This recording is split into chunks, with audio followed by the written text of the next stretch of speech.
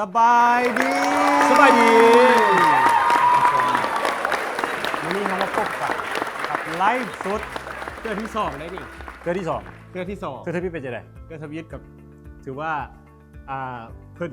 ทำความรู้จักเขาว่าเขากำลังเจ็ดอย่างแต่มือนี้จะแจ้งเลยแจ้งได้ว่าเขาสิเฮ็ดอย่างแจ้งจังปังเลยแหละเนาะมือนี้ต้องติดตาม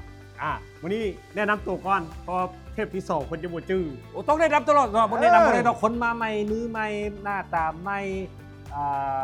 ไม่ใหม่มานี่เขาจะบ่พูดดิ ผมก็ไม่วันนี้คือแดดจะเกิดเยอะ เดี๋ยวสิปั๊บใหม่ต้องใหม่ ข้าพเจ้าเนาะสุขสวัยมหาศาล โปรดิวเซอร์ใหญ่อันนี้โทนี่ AI Black เนาะน้ำศิลปินเนาะแต่ว่าศิลปินรอดบ่พูดจัก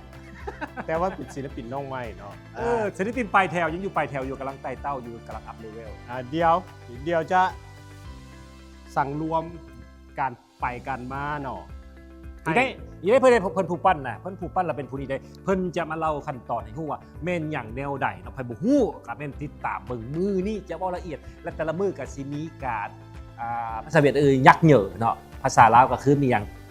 ลืมคืนตลอดเพื่อให้มันชื่อ รายการของเฮานี่แม่นรายการที่นำประโยชน์มาให้กับผู้ติดตามมาให้กับสังคมมาให้กับทุกคนที่อยากร่วมกิจกรรม อยากมีรายได้ อยากมีการซื้อการขาย อยากหับโชคหับรางวัลวันสต็อปอยู่บ่อน ที่นี่ที่เดียว อ่า เจ้ามีความสามารถจะแสดงความสามารถเจ้าอยากขายเครื่องเจ้าขายเครื่องได้ เพราะว่าที่นี่เฮารวมศูนย์ทุกอย่างเนาะแพลตฟอร์มระบบต่างๆเฮามีพร้อมให้กับทุกท่านอยากฮู้มันเป็นจังไดต้องติดตามเบิ่งนำกันเนาะสิให้เว้าคืนเว้าลืมแต่ละมื้อนี้ให้พวกท่านได้เข้าใจผู้ใดที่ว่าฮู้แล้วก็ศึกษาตื่นเนาะก็หมายความว่าจะได้อันนี้เป็นสิ่งแปลกใหม่ใน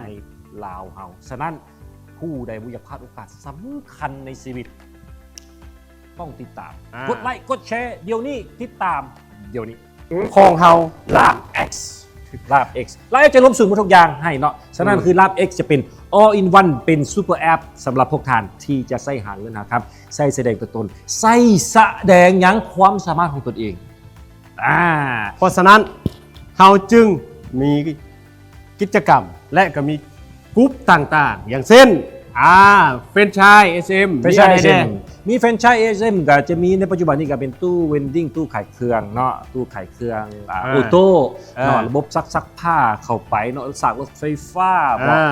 หรือว่าจะเป็นพวกกระจุงกุญแจต่างๆไม่แล้วก็อีคอมเมิร์ซเนาะเพราะระบบข้างบนพื้นฐานของอีคอมเมิร์ซไม่เขาจะได้เจ้าค้าขายออนไลน์โดยที่ว่าบุมีหน้าห้านหรือมีหน้าห้านก็ดีแต่ว่าให้พรมแดนหับเงินหับคำมีความเชื่อมั่นในการค้าขายออนไลน์ผ่านระบบของพวกเราที่นี่ที่เดียวจึงเป็นสาเหตุให้เขาเกิด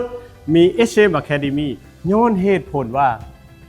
เขาอยากส่งเสริมเขาอยากผสมผสานกันระหว่างความบันเทิง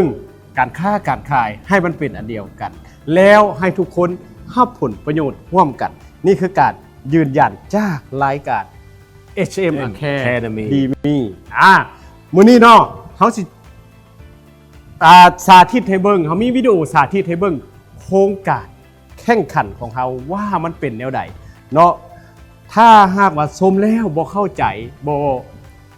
บ่เก็ตสามารถ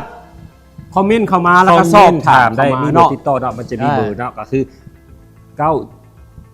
97783399997783399หรือจะทักเข้ามาทางเพจที่ไลฟ์สดณปัจจุบันนี้ก็ได้หรือเพจ SM Academy ก็ได้เนาะ